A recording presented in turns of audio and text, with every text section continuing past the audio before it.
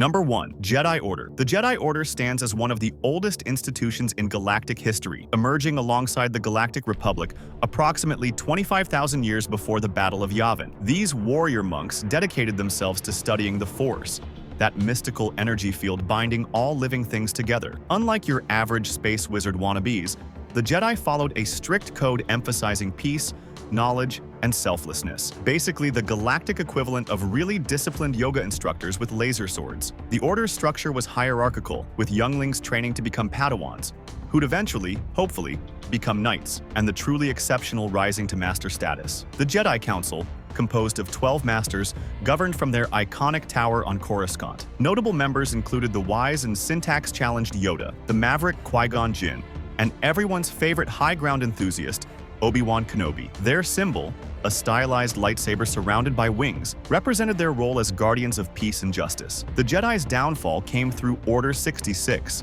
when Chancellor Palpatine revealed himself as Darth Sidious and commanded the clone troopers to execute their Jedi generals. This near-extinction event, known as the Great Jedi Purge, reduced their numbers from thousands to a handful of survivors who went into hiding, waiting for a new hope to emerge. Number 2. Sith. If the Jedi are the galaxy's Boy Scouts, the Sith are definitely the edgy kids who got expelled for setting the school on fire. Born from a schism within the Jedi Order thousands of years ago, the Sith embraced passion, emotion, and power as their guiding principles. Their code literally starts with "peace is a lie." Talk about commitment to the villain aesthetic. The Sith operated under the rule of two, established by Darth Bane. One master to embody power, one apprentice to crave it. This system prevented the infighting that previously weakened them, while ensuring each generation grew stronger. Notable Sith Lords included Darth Plagueis, who could supposedly prevent death, but ironically couldn't prevent his own. Darth Sidious, aka Emperor Palpatine,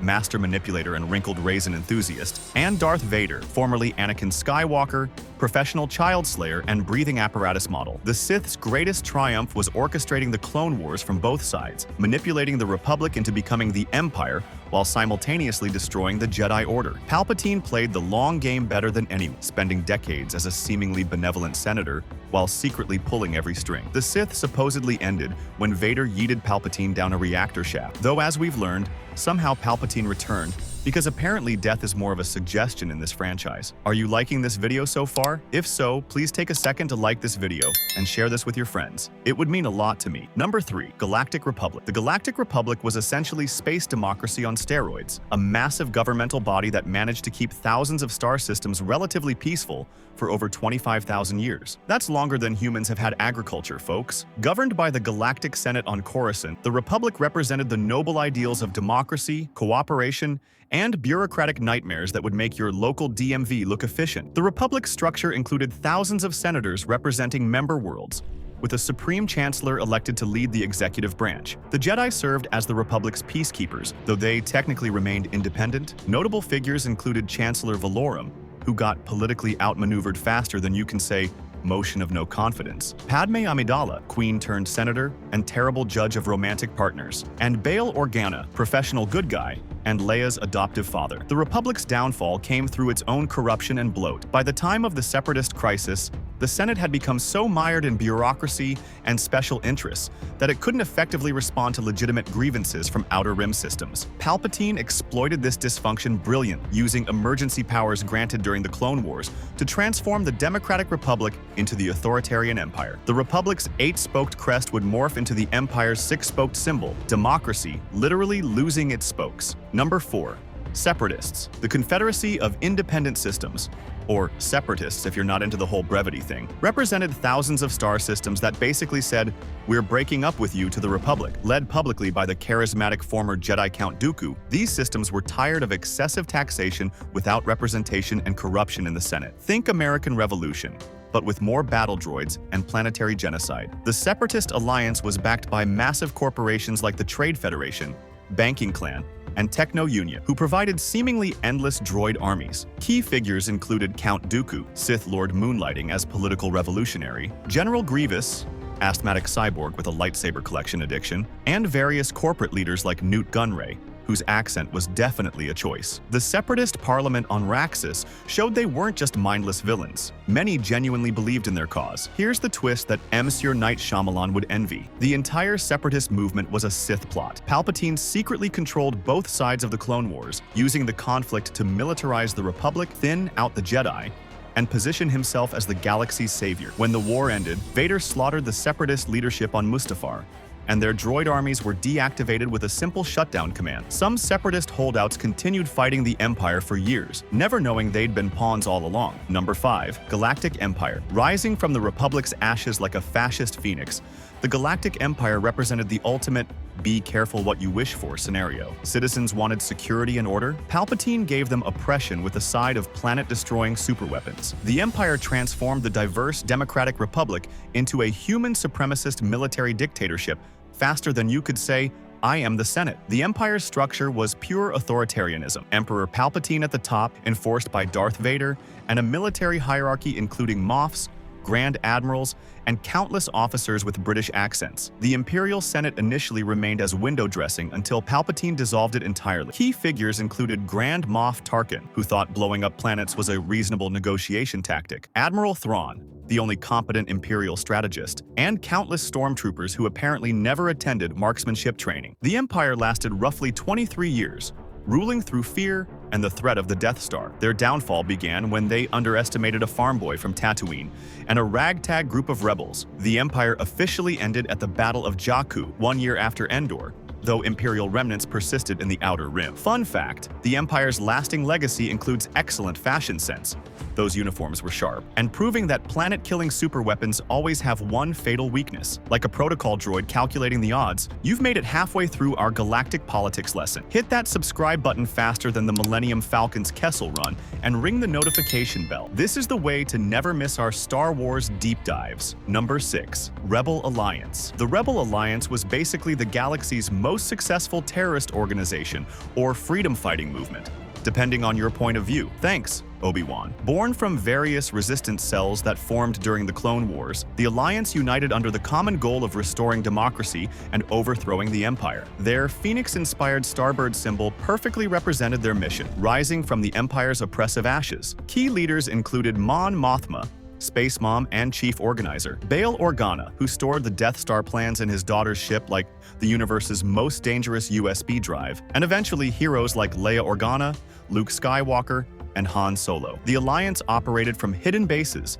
constantly on the run from Imperial forces. They were the underdogs who somehow recruited a farm boy, a smuggler, a walking carpet, and 2 droids to take down a galactic superpower. The rebellion's greatest hits included stealing the Death Star plans, thanks Rogue One, destroying said Death Star twice, and ultimately defeating the Empire at Endor. What made them special wasn't their military might. They were vastly outnumbered and outgunned, but their ability to inspire hope across the galaxy. Also, unlike the Empire, they apparently taught their people how to aim. The Alliance's victory at Endor led directly to the formation of the New Republic, though as we'd learn, winning the war was easier than winning the peace. Number 7. New Republic. The New Republic was like that friend who inherits a fixer-upper house and realizes too late that character means everything is broken. Formed 1 year after the Battle of Endor, this democratic government faced the monumental task of replacing the Empire while avoiding the Old Republic's mistakes. Spoiler alert, they kind of failed at that second part. Led initially by Chancellor Mon Mothma, the New Republic instituted rotating capital worlds because nothing says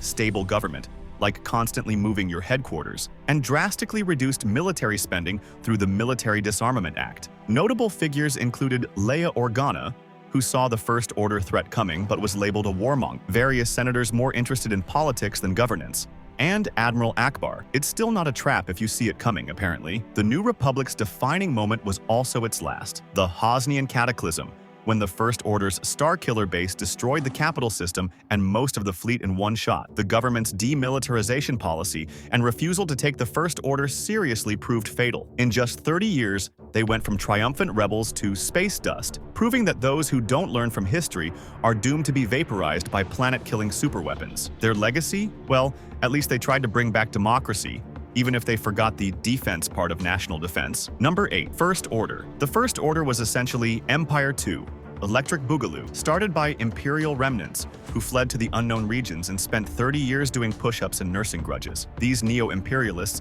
looked at the Empire's failures and thought, you know what we need? Bigger superweapons and angrier speeches. Led by Supreme Leader Snoke, who turned out to be Palpatine's puppet, and later Kylo Ren, they were like that ex who comes back with a makeover but the same toxic personality. The First Order's structure mirrored the Empire but with extra fanaticism. Key figures included General Hux, whose speeches could wake the dead, Captain Phasma, chrome armor, minimal screen time, and Kylo Ren, Ben Solo with serious granddaddy issues. They kidnapped children to create stormtroopers, built Starkiller Base, because third time's the charm with planet killers, and generally made the Empire look reasonable by comparison. Despite initially devastating successes, including destroying the New Republic and decimating the Resistance, the First Order crumbled faster than a cookie in Blue Mill. Their demise came through a combination of incompetent leadership. Hux literally became a spy out of pettiness, the return of Palpatine making them redundant, and the galaxy finally deciding they'd had enough fascism for one generation. They lasted maybe a year in power,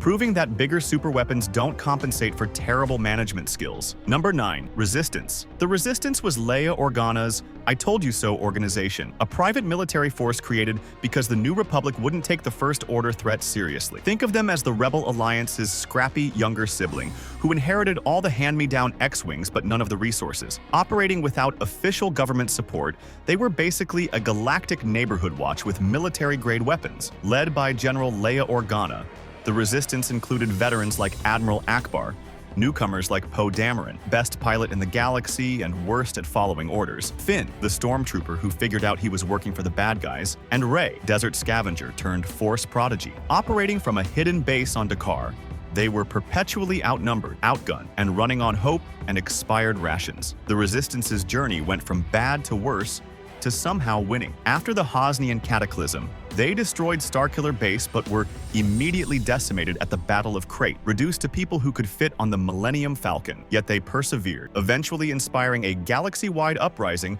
against the First Order and the Sith Eternal at Exegol. Their updated Starbird symbol and scrappy determination prove that sometimes all you need is a spark to light the fire that burns down fascism. Again, number 10. Mandalorians. Mandalorians are the galaxy's warrior culture extraordinaire. Imagine Vikings with jetpacks and a religious devotion to never showing their faces. Well, some of them anyway. Hailing from the war-torn planet Mandalore, these armor-clad warriors have a society built on combat, honor, and the universe's most effective adoption program. Their saying, "This is the way," became more popular than Baby Yoda memes, which is saying something. Mandalorian society divides into various clans and houses, with leadership traditionally held by whoever wields the darksaber, basically Excalibur, but cooler and black. Notable Mandalorians include Jango Fett, Clone Daddy, Boba Fett, who technically wasn't Mandalorian according to some sources but wore the armor anyway, Bo-Katan Kryze, rightful ruler depending on who you ask, and Din Djarin, adopted dad of the century. During the Clone Wars, they split between Death Watch,